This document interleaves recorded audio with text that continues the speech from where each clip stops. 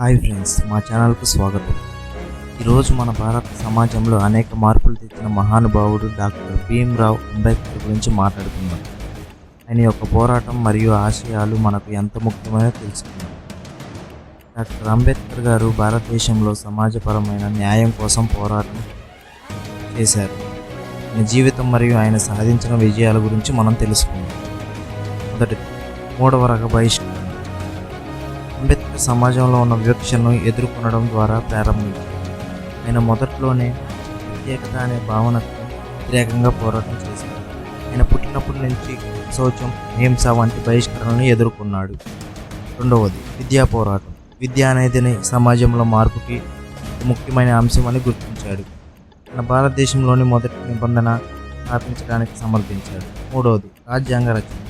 అంబేద్కర్ గారు బడుగు ప్రజల కోసం భారత రాజ్యాంగాన్ని రూపొందించడంలో కీలక పాత్ర పోషించాడు.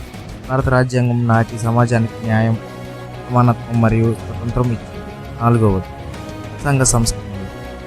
అంబేద్కర్ అనేక సమాజ మార్పులకు పాల్పడ్డారు. బ్రాహ్మణులపై ఆధారపడి ఉన్న సాంప్రదాయాలను, హిందూ ధర్మంలోని న్యాయం మరియు ఇతర సామాజిక వ్యవస్థలను సవరించడానికి ఆయన ప్రయత్నించారు. ఐదవది, నీతి సభ్యత. అంబేద్కర్ భారత సమాజానికి మరింత న్యాయవంతమైన, సమానమైన స్థితిలోకి తీసుకువెళ్ళడానికి నిరంతరంగా పనిచేశారు. ఆయన యొక్క ధర్మనీతి మరియు శ్రమ భారతదేశంలోని అనేక సామాజిక సమస్యలను పరిష్కరించడంలో సహాయపడింది.